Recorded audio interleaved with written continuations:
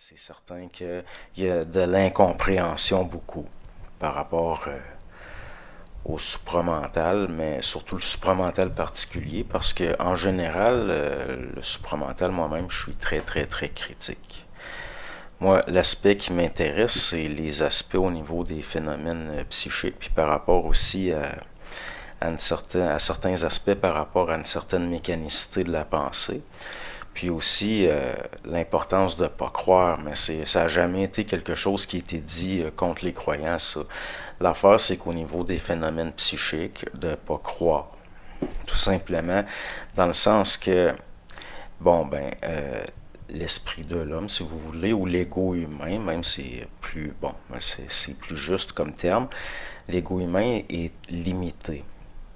Puis, aussi, le discernement, ça semble être progressif, entre autres lié à des phénomènes d'intégration de la réalité, dans le sens que l'être humain est limité par son expérience, puis qu'il n'y a pas accès au réel au niveau d'une vue claire directement, c'est tout. Donc, les pensées, de ne pas croire ce qui nous passe par la tête, tout simplement, c'est dans ce sens-là, surtout ne pas croire. Même ses propres pensées. Donc, moi, j'ai jamais, dans le fond, jugé ou les croyants. Dans le sens que, bon, ben, il y a une distinction entre la personne, puis, je veux dire, on peut jusqu'à un certain point juger les croyances, mais c'est toujours pour soi. Ça va toujours être valable seulement pour soi. Dans le sens que, comme dernièrement, il y a quelqu'un qui m'avait dit pendant le live là, que j'ai effacé que blasphémer peut attirer le malheur. Puis bon, moi à mes yeux, ça c'est un petit peu de la superstition. Mais on n'a pas à être insultant non plus envers les gens qui ont des supports comme ça au niveau de leurs croyances, parce que ce serait pas correct. Donc, c'est ce que j'avais à dire. Parce que dans le fond, moi, l'approche que j'ai du supramental, c'est pas celui d'une croyance ou d'une doctrine, c'est une étude au niveau de la pensée puis de l'exercice de la parole quand il n'y a pas de réflexion, puis comme c'est un exercice, ben c'est pas parfait, puis il y a une amélioration qui peut être faite par cet exercice-là. Mais on devrait tout le temps chercher à être ajusté quand même, puis on n'a pas à manquer de respect à autrui non plus. C'est inutile. Puis pas faire attention à l'émotivité aussi par rapport à ça. Dans le fond, moi, mes postulats de base, par exemple, c'est que bon, l'intelligence de l'individu humain, de l'homme, est limitée. Donc, je pars du postulat que je suis pas intelligent. Donc, j'essaie de rester dans l'observation objective de mes propres pensées en considérant que c'est possiblement de la manipulation parce que justement, j'ai pas une intelligence absolue, au contraire. Donc, je fais la différence entre les pensées et ce qui observe les pensées. Puis le vrai moi réel, c'est ce qui observe, pas ce qui est observé. Donc, aussi, un autre postulat par rapport à mon approche du supramental, c'est que l'être humain est inconscient. Donc, je me considère de prime abord comme inconscient, puis c'est par l'observation de mon inconscience qu'il peut y avoir une intégration d'une mécanique qui fait que on gagne en conscience. Donc, il n'y a pas grand-chose, je veux dire, pour qu'une conscience réelle soit en expansion, il faut considérer que justement notre conscience est limitée, puis l'observer, ça. Puis c'est par l'observation des mécanismes de notre inconscience qu'on peut justement peut-être être plus lucide. Puis c'est pas une question d'être une conscience au-dessus des autres par orgueil, c'est une question d'être plus lucide tout simplement. Si on veut intégrer au niveau de la conscience, d'abord c'est de considérer que c'est par l'étude de l'inconscience, des mécaniques de l'inconscience, l'intégration des mécaniques de la subjectivité qu'on peut aller vers un petit peu plus de conscience. Puis c'est pas une conscience qui se place au-dessus des autres, au contraire, c'est une conscience où on va voir l'autre et avoir un certain respect. Dans le sens que, bon, au niveau de ce qu'on pourrait appeler l'âme humaine, il y a l'amour, si vous voulez, qui fait que, bon, il y a un rapport à l'autre bon, c'est quoi réellement le prochain? OK, mais au niveau d'une conscience, il va avoir de l'amour à un moment donné par une vue, par la conscience, là, c'est plus ce qu'on pourrait appeler, entre guillemets, du domaine de l'esprit que de l'âme, puis ça devrait toujours tendre vers ça, dans le fond. Parce que si on le prend, si on le regarde, là, même que ce soit croyant, pas croyant, ou que ce soit au niveau du principe théologique, ou juste métaphysique, ou juste scientifique, peu importe, si on regarde au-delà de la forme, puis qu'on prend, par exemple, l'idée l'esprit, bon, euh, il y a l'esprit de Dieu, mais il donne l'âme à l'homme, si on peut dire. Mais l'esprit de l'homme, c'est pas l'esprit de Dieu. Je sais pas si vous voyez. Là, on tombe dans des aspects qui sont difficiles pour un entendement humain parce que ça devient nécessairement de l'abstraction.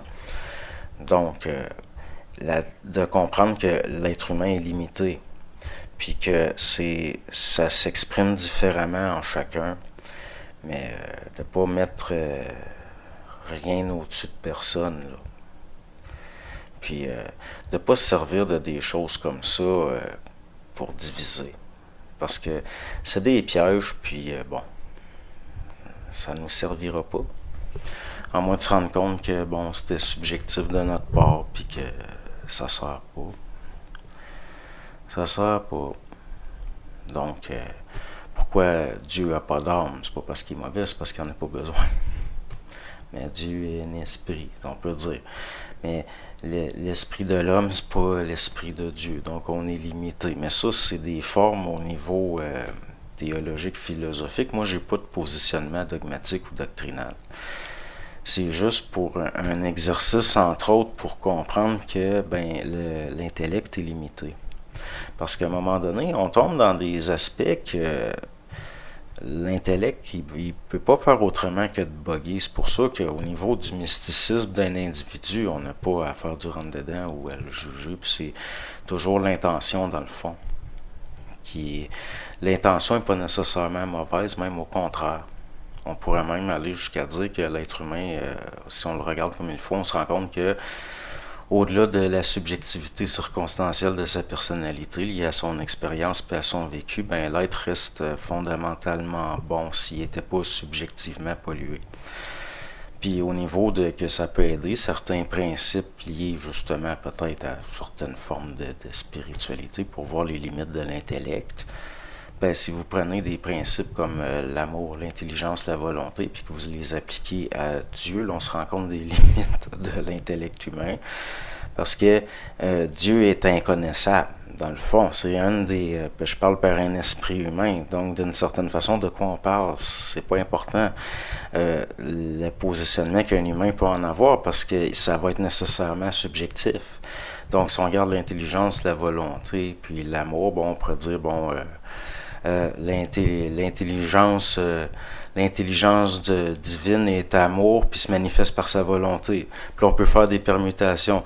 La volonté de l'intelligence divine, ça se manifeste par l'amour divin. Puis par des permutations comme ça, on peut arriver à 16 énoncés.